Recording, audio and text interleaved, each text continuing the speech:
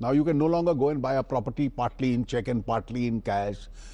To maintain accounts in kacha and in pakka khatas. All that is over. And this is coupled with a lot of moves. You can't spend more. Today I have announced that you can't, anything more than 3 lakhs, if you pay in cash, is an offense. Anything more than 2 lakhs you spend, you have to give a PAN card. So there are spending restrictions in order to get people to change their way of life. And the third, I think, is also very important, is the jam trinity, where the weaker sections get, you have such a huge digital network now in the country that people get their support directly into their bank accounts. So everybody has a bank account instead of, for example, the two of us sitting here, do you realize we get subsidies also? We used to get the cooking gas subsidy. Every time we travel by train, we get subsidized. Every time we buy kerosene, we get subsidized. I got my education subsidized. Well, our 80C tax rebates is a tax subsidy which is given to us. So we all get subsidies. So now how do you target subsidies and put directly into the bank accounts of the poor people? That's the third one. And demonetization did impact, because demonetization brings in more money into the banking system. It improves the ability of the banks to lend. It brings down the tax, the interest rates, and it will now increase the size of the formal economy. So more indirect tax, more direct tax. Now couple up GST and demonetization, you have a much bigger formal economy than what you had. Yeah, and we'll get back to demonetization later. But since you mentioned, I think for me, I liked in this budget that they were not too much tinkering around. Every budget used to have in the evening, all the industry sector guys come in and say, "Mera excise 2% bar gaya, mera excise 2%." You know the reason why we didn't? And you've not done that. I'll tell you what we did.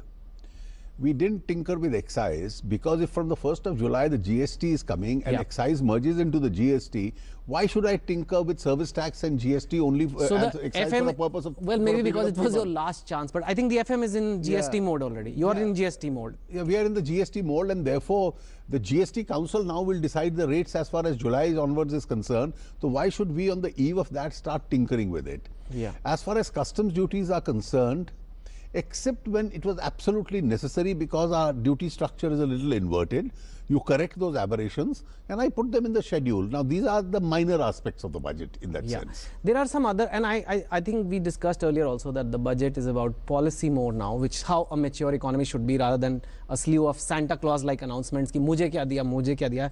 And I think one of the big announcement is the removal of FIPB. And what was the thinking in that? We need foreign investment. Investment is the starting point of all economic activity. Either you have huge amount of money in your own country and you say, I don't need any other money, which is not the fact. We are short of resources, and therefore we need money. Now, 90% of FDI that comes into India is through the automatic route in any case. So the FIPB now is an organization of the past which only deals with 10% cases. And these are those 10% cases where you already have in the concerned ministries a regulatory mechanism. So if you need FIP, let us say in the IT sector, the IT ministry. If you need it in broadcasting, you have the INB ministry. So you will have it in every ministry where some amount of regulation is there. Now, why can't those concerned ministries handle this work? Why should the investor have to run from Shastri Bhavan to North Block and vice versa in order to make an investment into India?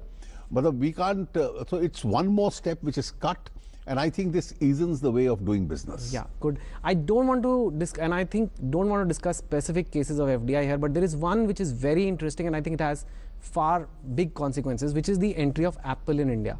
And we're going to get to the budget, but how are you dealing with cases like this? I've heard that they made some special requests. Well, I'm told they made a request. You see, we have a regulation that in single brand retail, you require 30% domestic sourcing. I'm talking of them manufacturing iPhones in India. I think that's what they want to manufacture in India, and therefore for that you need some kind of a domestic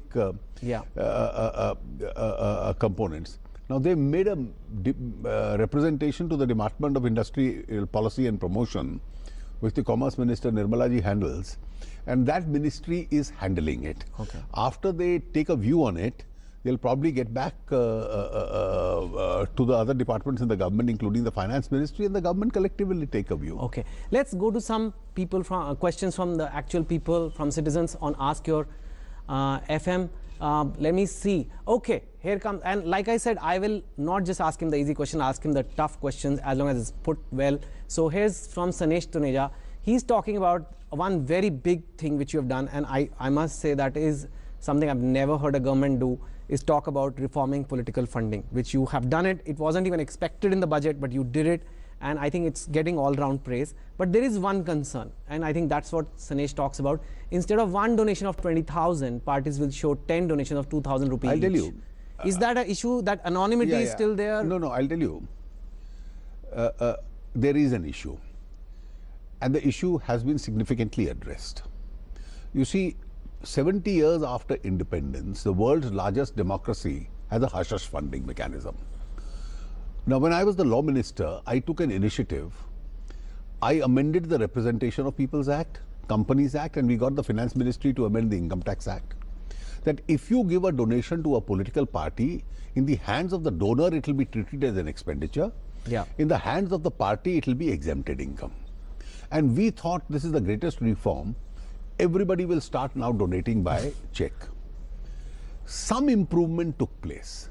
My own impression is that a small part of the money now comes by check. The rest still comes by big cash donations.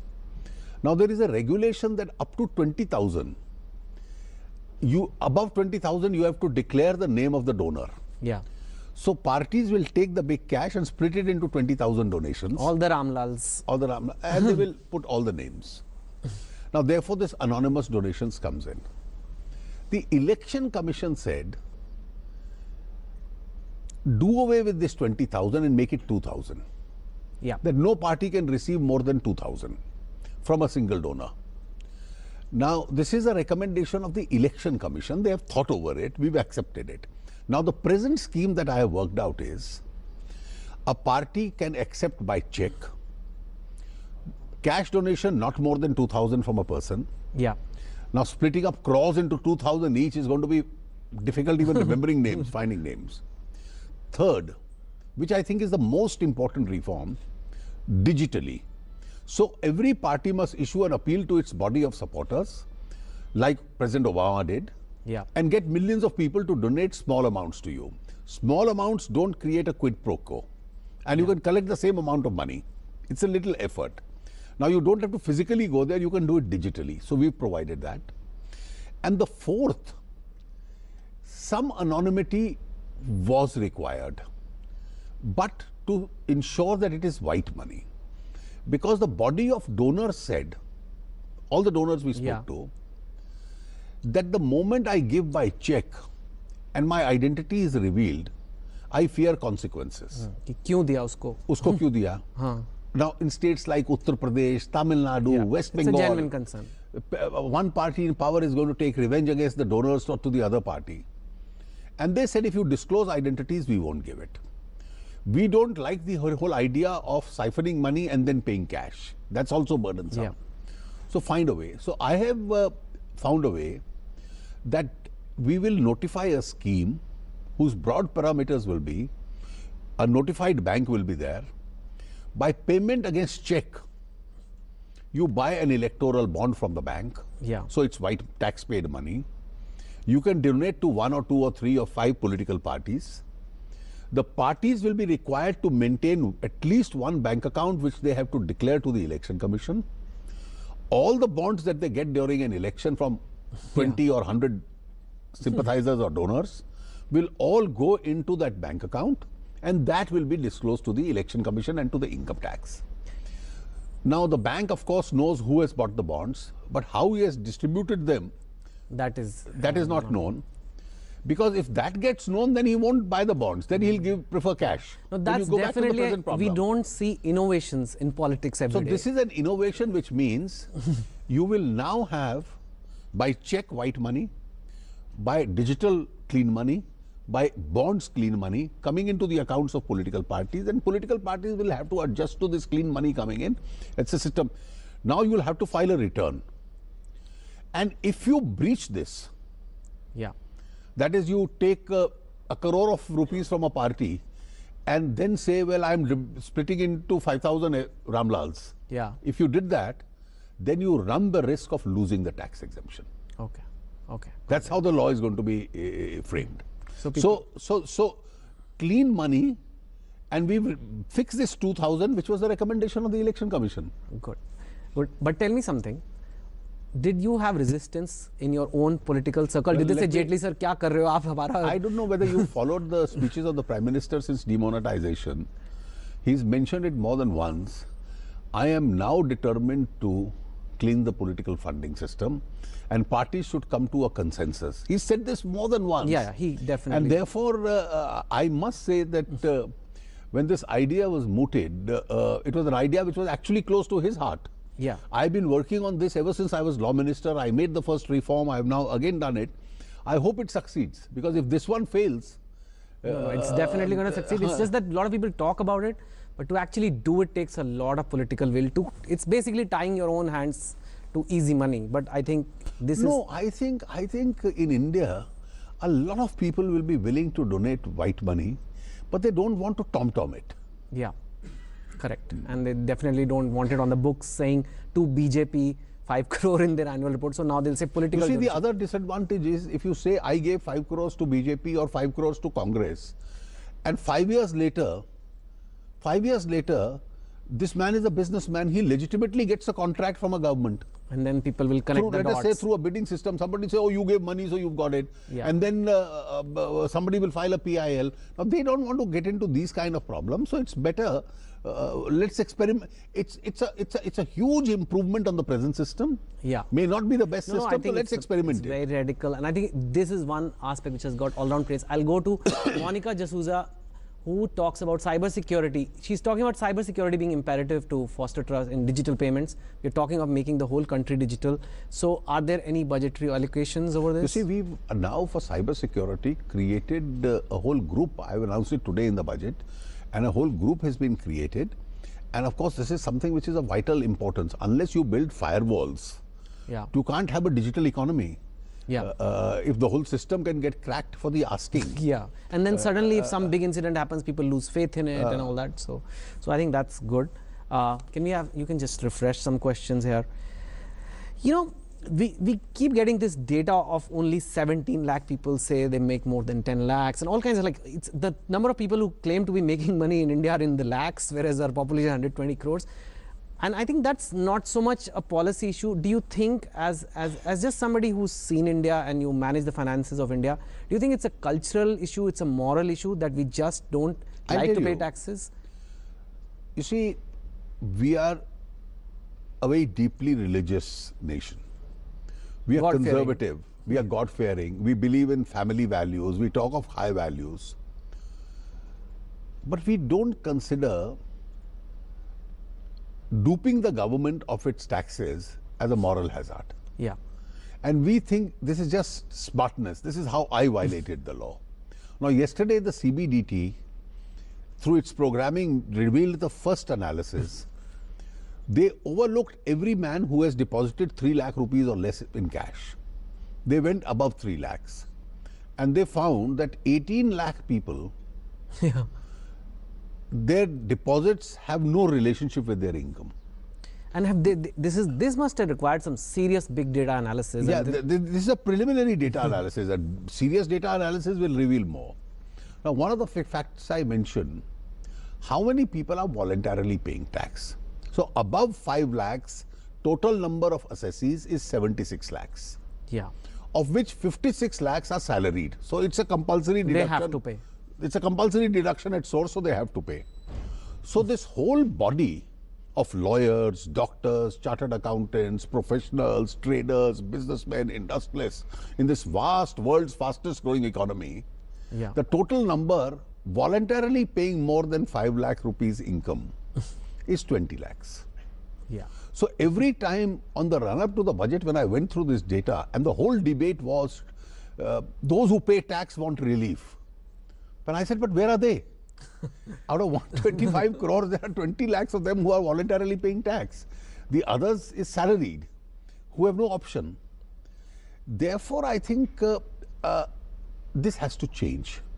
And that is why I've repeatedly Will this said, change with the stick or with the carrot or with the loving hand or with the stake? I think it's both. I asked a former US government official who visited me a week, 10 days ago, why are people in America, the US tax compliant? He said, because they fear the IRS. That happens all over the world. Yeah. So I think you need a mix of both. And when you need a mix of both, you will need to analyze this data. So what is the scheme at the moment? You give them a voluntary option through IDS. You demonetized. So the anonymity attached to cash has been lost. So we know who's the owner of cash. Yeah. Third, we make through GST future cash generation difficult. Every stage of the transaction will be caught in the software. Through changes in the tax law, you make expenditure in cash difficult. Yeah. Then you have an onerous penalty on people who avoid. Yeah. And then to excite people to pay tax, you give them a very attractive rate.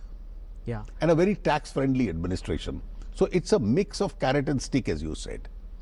So what have I done?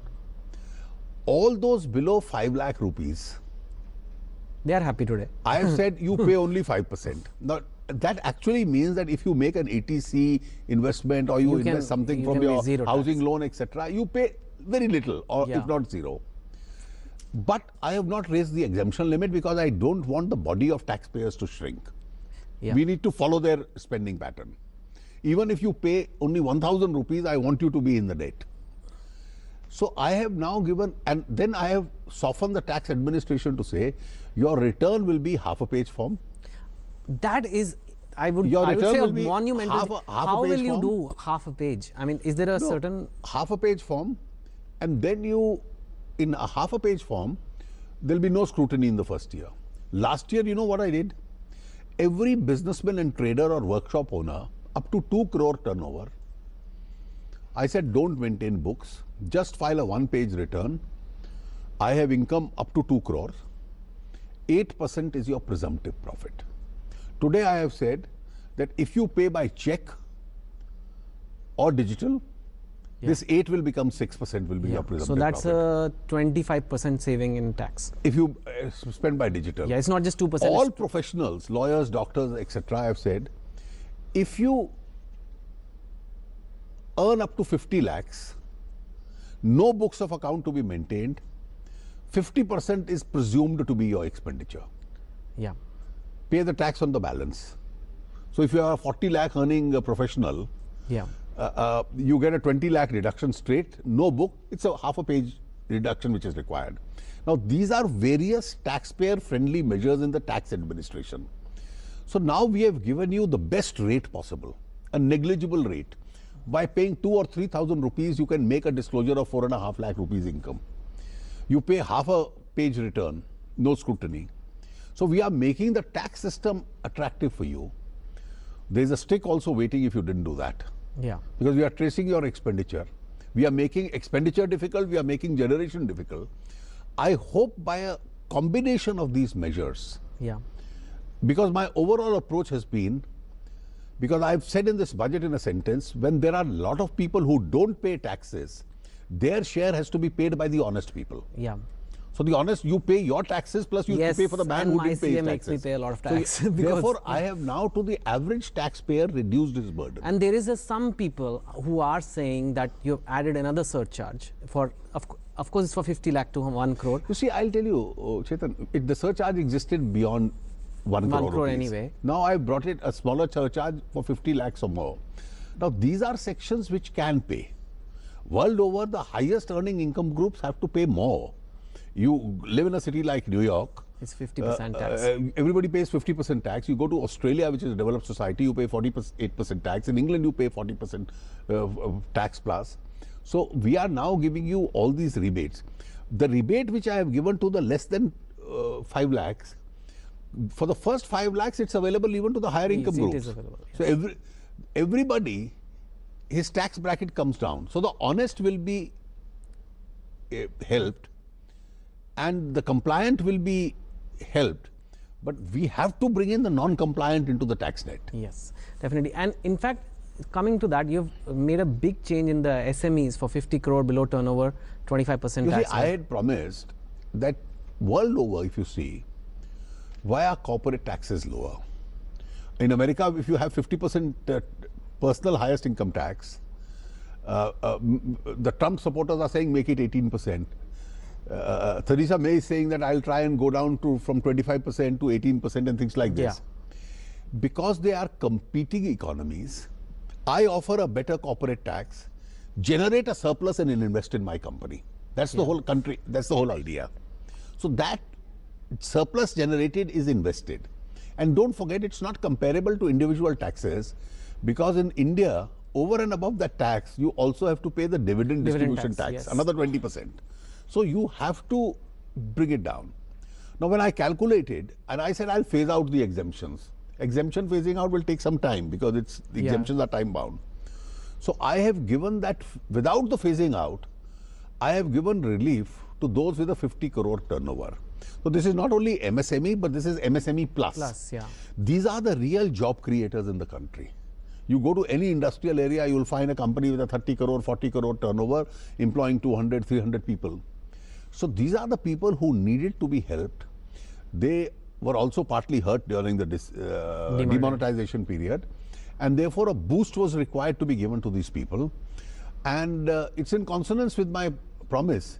I bring them down to 30%. Now, those running partnerships and sole proprietorships, unstructured businesses, should make companies, they'll pay 5% less. Because now then you will have proper balance sheets, you'll file them with ROC, there'll be transparency in your working. So that's the thought behind. But why not the big companies? Some people are saying, why aren't you doing it for big companies? Because you want to invite FDI. I'll tell you, as far as the big companies are concerned, they are cleverer than you and me. Yes. So I have in my speech given data that the big companies availing the exemptions are already paying only 25%. Okay, so they are already. These are small ones who are paying 30%. So the big ones avail of the exemptions and are already paying 25%. So I give, if I could, let's say if I could give more relief, if I could afford more relief, I'd rather give it to a more vulnerable section. Why should I give it in the first instance at least to somebody who's in any case paying 25%? Got it. We have Soumya Ranjan Jena. Again, it's a demonetization question. I don't know if you will be able to directly answer this, but like I said, we will take the tough questions. So Ask Your FM question is, when RBI will give figure on how much old currency? Let me tell you. I have two responses. The RBI has a huge exercise to do. Okay. Now, all these lakhs of crores of rupees which have come from umpteen number of branches all over the country, they have to go through every currency note through the machine. They have to take out any fake note out of that. And after they do the whole exercise, they will come out with the final figure, which will be they can come out with a preliminary figure maybe earlier. So to say that it's just counting the number of pages and just announcing it, it's not, it's a little more exercise, it's a difficult exercise than just tweeting itself. Because the RBI has to count notes which are where room after room, building after building is full of those old notes itself. Secondly, how much has been deposited becomes academic for one good reason. Some people, and I found some of my political opponents also measuring the success of demonetization on how much has not been deposited. Deposited money doesn't become white money merely because it is deposited. Now you're going after them, like you just said. It is still liable to taxation. Now, once I announced that it is liable to taxation, so even if it is totally unaccounted, the owner had an option of destroying 100% or saving 50% by paying 50% tax. So he'll obviously deposit it and pay 50% tax. So my tax revenue will go up, and this money ipso facto doesn't become white by the factum of deposit. My last question on demonetization: did it ever scare you when you saw TV channels showing people in ATMs and news reports? Do you feel the media was fair in doing that? Did you ever feel that? Well, I must say, it's for the media themselves to judge. The first 7-8 days, there were very large queues.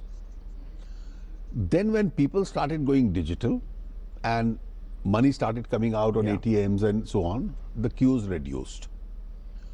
Every morning, without fail, I used to do an exercise of going to one area of Delhi and visiting 50 or 70 ATMs. Or you personally did? I used to personally do. I would go to South Delhi or West Delhi or Connaught Place in these areas. And after the first few days, I found that the queues were shortening. So what was 200 people in the initial stages became 50 and then became 10. And finally, at times, it was 2 or 3 people. Okay. Let's say after A month. 4 weeks or so. I was surprised. I told some friends on in the television also, at least in the second week of December, don't show the 10th November footage. Or you think that was happening? I think this was happening almost as a rule. Let's find the most dramatic footage. Okay, we move on to something which is also very important, farmers' incomes. You started, in fact, your budget talking about rural things. And Arsh Mogre asked, what is the roadmap to doubling farmers' income? You talk, it's like a target that the per capita income of a farmer should double. This is the most vulnerable section of society. Of course. Farming is no longer remunerative. Therefore, on one hand, you have the government schemes to assure them a minimum support price. Yeah. That they get what they spend plus they get a little more. So every year, every crop season, we increase the quantum. Yeah. So we put more money. Then farmers have to get into the habit, in addition to farming, of alternate employment. One member of the family works, so create jobs in their rural areas. You go in for poultry, you go in for dairy, you need communication. So you need an infrastructure in villages which can attract that kind of activity. You need employment opportunities. Where there is none, you create Manrega as an opportunity. And therefore, the entire investment plan that we have for villages, what are we spending money on? We are first creating rural roads, highest ever money. We are providing them with rural sanitation. We are spending huge amount of money on irrigation. If the crop fails, we are providing them the Fasal Bima, subsidized by the state. We are now creating houses under the Awas Yojana. We are now creating all kinds of social and physical infrastructure.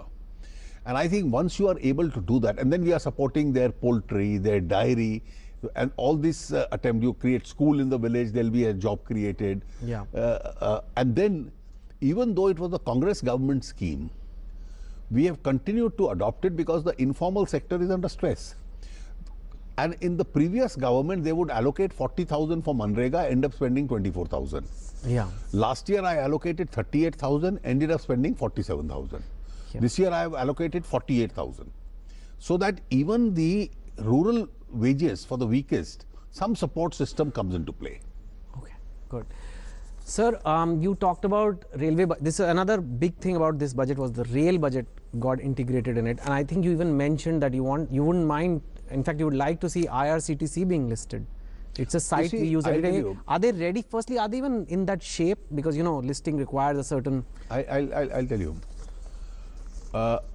Last year, I had announced that the GIC companies, the non-life insurance companies, 5 of them would be listed.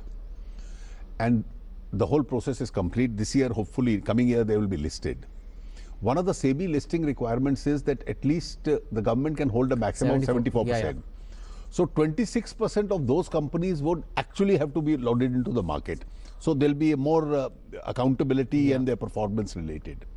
Now, this year we are going to go in as a rule for more of the other PSUs being listed. And those which are not listed on the stock exchange.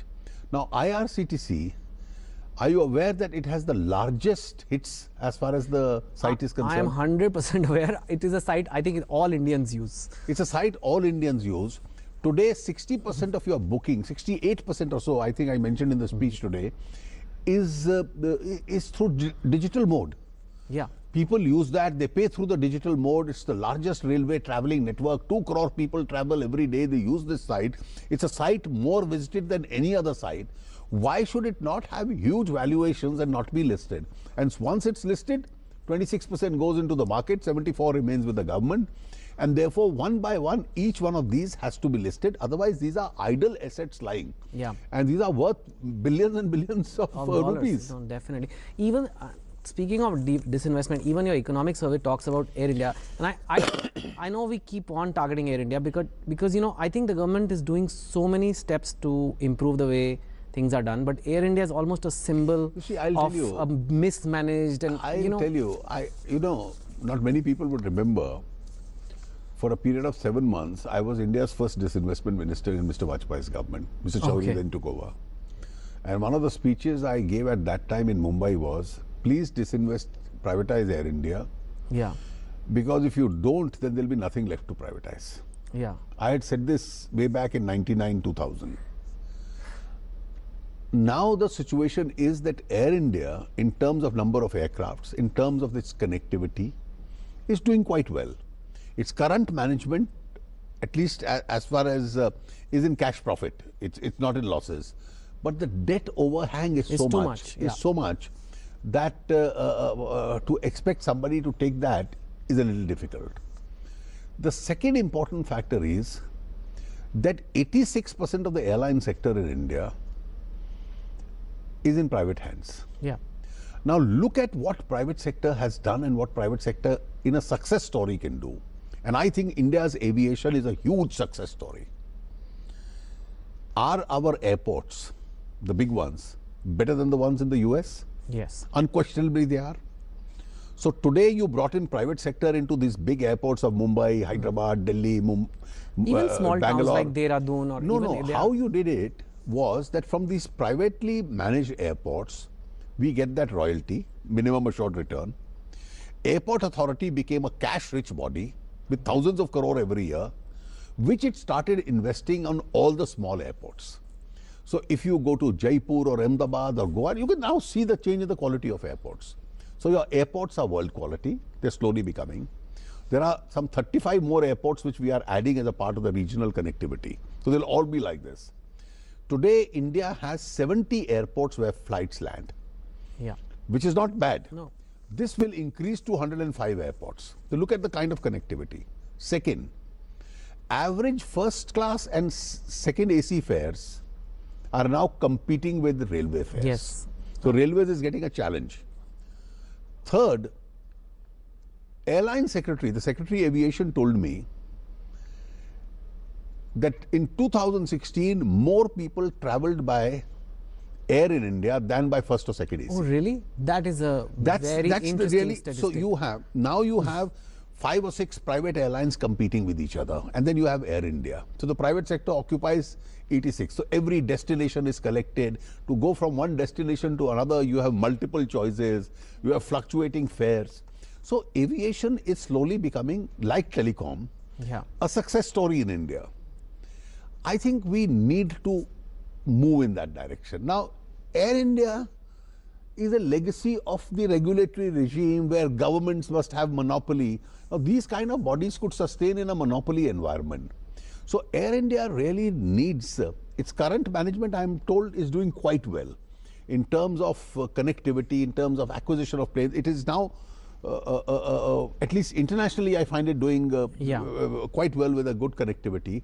And I think it has to either adjust in this environment or find an alternative avatar. Okay. That's good.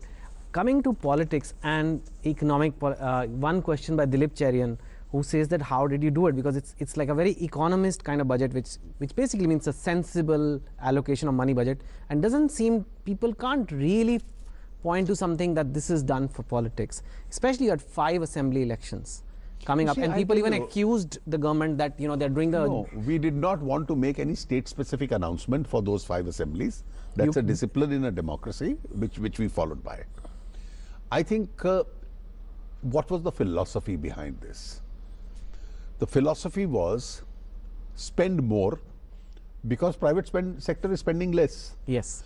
And spend more in areas which are success stories, where results are visible. You spend in villages, results are visible. Highways. You spend on highways, results are visible. So you spend more. Secondly, you continue your reforms, list public sector, abolish FIPB, these kind of changes that you need to do. Thirdly, because you need to carry on reforms in order to make sure that currency doesn't flow out of India to the US, which as a result of the Trump factor it is. So you have to halt that process. Thirdly, stick to your promise, get more people into the tax net, but be very reasonable with the honest and the compliant taxpayer. Yeah. Encourage sectors like irrigation, sectors like housing, because they are big job creators. Encourage MSMEs because they've taken a little bit of a hit. Put as much resources into agriculture and rural areas. Yeah. Now, these were the logical common sense proposition. And I think if you had 10 economists in a room, the fundamentals they will all agree on. Yeah, definitely. But I'll talk about someone who's not an economist, but is your opponent, Rahul Gandhi. You spoke just of jobs, and he's saying that it's not what he expected because he wanted you to create 2 crore jobs. I don't know what you could do to create that in a budget, but I think, do you think, like, what exactly is he referring to? Well, I'd once used a phrase in Parliament where I had wondered how much does he know and when will he know? All right. Is job creation to be done in isolation of the economy? So you need a higher growth that will create jobs. You need to invest in infrastructure that will create jobs. You need to incentivize industry, the SMEs, that will create jobs. You need to strengthen your skill development, which we have, which will create jobs. You need in the informal sector to support Manrega, which will create jobs. Now, these are all steps which we have taken, which will help in the creation of that job process. Now, it's not something that you don't do anything and you'll find jobs being created. Now, each one of these elements will add to the impetus of creating jobs. Okay. Speaking broadly of criticism, yours is a job, there is a lot of judgment involved, and so when there is judgment, there will be criticism coming your way, whether it's sometimes it's even your ex-colleagues like Mr. Shuri, who said, sometimes it's Subramaniam Swamy, who has a view on how you're functioning. How does that affect you personally? Does it somewhere demotivate you, or do you feel like saying something, or is it amusing? Have you done politics enough? I can only answer in one sentence. Motivated criticism doesn't demotivate you. Okay. So you think it's all motivated. So what's... No. But if there is a legitimate criticism, I think it's a way of life. It helps you to improve on what may be a possible lapse on your part, or some criticism or comment can actually flag an issue which hasn't crossed your mind. Yeah. So I would take to that very positively. But then there are those who are only into personalized commentary. Yeah. And therefore, I think it's better to look the other way.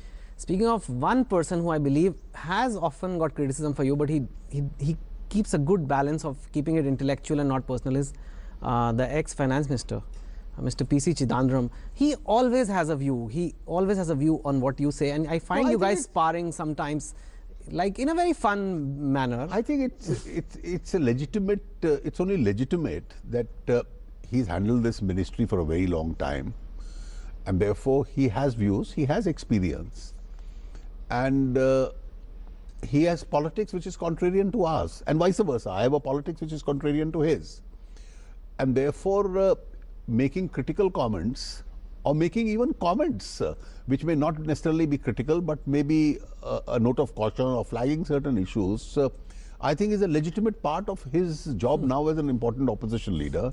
I take it in the best of spirit.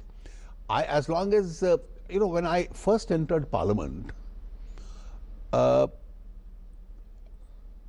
Advani, I don't know whether he still remembers it, on one of my early days, sitting next to me in Parliament, told me, whenever you speak in Parliament, you must make sure you speak on issues and not on persons. Yeah, and I wish that happened in Parliament. I thought this advice came from a person with a huge amount of experience. I have at least never forgotten his advice. Yes, but not everyone follows it, you would admit. But that's all right, it's a part of the game. Yeah. Can we have some more questions? I think this one, Nishi asked, only concentrated on railways. What about road transport? No, I'll tell you. No, I think, although you may... you see, I have allocated over 64,000 crores for national highways, 27,000 crores totally to be spent on rural roads, And together on the transport sector, including railways, we have provided 2,41,000 crore, which is the highest ever. In fact, the highways and the rural roads, the way they are going, are an important success story. Yeah. While they load more questions, I'll ask one. You've talked about creating an integrated state-run energy company, right? And to compete, if I heard it right. And does it mean that we can expect a merger of the big oil? I think it's for the, you see, at times you have ideas for the future. Yeah, I know, it's not if on you the remember anvil. Arvind Subramaniam's economic survey last year, there was a chapter, subsidies for the rich, Yeah. which let a lot of people thinking. This time he's put a chapter on universal basic income as a substitute to the present method of subsidies. These are wonderful ideas which are on the table for a debate. And therefore, I have put this issue of a possible upstream, downstream kind of an integration. So like a ONGC merges with the IOC? No, I know, something like that. I'm not saying it's happening, No, but... I have just put that as an idea. It is for the Ministry of Petroleum now to examine all aspects of this idea. All right. Well, let's see what they... you have also done away with something which is again a very 70s, 80s thing, planned expenditure, non-planned expenditure. You just done away with that. Was that again an attempt to simplify? See, I think there are three big reforms. One is what was sacrosanct about 28th February. Yeah. Because the British did it, we must do it. The British used to do it at 5 o'clock. You know why? Why? Because it was relatable to GMT. Oh, okay. So during Mr. Vajpayee's government, we said, why must we present the budget as per GMT? Yeah, so that London is up and awake. So London is up and awake. So we did it in reference to IST. The second, in 1924, the member in the Viceregal Lodge, when he presented the union budget, he said we need a separate rail budget because rail budget is bigger than the national budget. Today, it's a minuscule part of the national budget. The highway budget is bigger than the railway budget today. So, and the third is to do away with this planned, non-planned, and you must have revenue and capital. Yeah, yeah. I'll just, since you're running out of time, I'll just ask one last question, one or two last questions. One is, you know, these are all changes which, when you tell me, seem to be very sensible. You should do it when not to the British time. You should do away with planned, unplanned because no longer makes sense. The railway budget shouldn't be separate. Why do you think previous governments weren't able to do it? Is it to do with the personalities now, you, the Prime Minister, who are embracing change? Is it the mandate you have? If I look back, I think the first break from thinking was brought by Mr. Narasimha Rao. Okay. Whether it was out of compulsion, it was reforms under compulsion, but he did it. And Dr. Manmohan Singh as his finance minister, Mr. Amarnath Verma as the principal secretary to the Prime Minister, I am told, were the three people who pushed the whole thing. And I think it brought a big change. After 2 years or so, they were halted. Yeah. But they'd set a direction. I think in the United Front government, Mr. Chidambaram as the finance minister had one very good budget, very rationalized rates and so on, which was a step forward. Mr. Vajpayee's government, I think in telecom, in highways, infrastructure, divestment, privatization, brought in a lot of ideas. So consistent governments have moved. UPA had a great opportunity for 10 years. I think they got taken over by an alternative thinking. The NAC dominated the thinking. Okay. So they didn't concentrate on how to generate growth. They concentrated on how to distribute existing resources. Okay. Okay. They had the benefit initially of the boom years of the global economy till 2008. Yeah. And once that process ended, they didn't know which way to go. And then they got stuck in this allocation of natural resources. I think the present government, this whole end to discretionary allotments, this whole jam trinity, now these are all ideas which have been coming, and therefore I think you have a Prime Minister who's very clear as to what government's role is and what the role of those in the private sector is going to be. Our role is policy and we should stick to that. Okay. My last question will be a fun question. Guys, this is the big budget document you get. So I asked you this last time also. Is it true, and I think you can confirm it, that there is a bunker in South Block and people are kept there, those who work on the budget, they stay there at night. It's all very, you know, hush-hush, secret agent type stuff happening. Is that a urban myth or is it true? No, it is true. It is true. It is true. It is true. You see, the budget making, the consultation process, for instance, for the first February budget would start in October, September. And then we hear the stakeholders through December. And then each one of these documents is to be prepared. Now that preparation is shrouded in secrecy. So you have a basement press created by the British where it is printed. Now the printing starts, and then you had 105 people who were locked into the press. Entry and exit is prohibited. They sleep there, they eat there. There are beds, there are No barracks phones. there. There are no phones. They work on this. They enjoy themselves. They're used to it. And they get a great pride, I must tell you. When they go back, they take this one set each with them, and they get a great pride out of the fact that I printed this budget. Well, I'm also going to take this with pride, and thank you to you for working so hard on the budget and answering all these questions. Thank you to all the 105 people who were in that bunker, and everybody from the IB ministry who made this beautiful direct access of citizens to the FM in world's biggest democracy happen. So thank you again for your time. I know you're very tired, but thank you so much for coming. Thank you.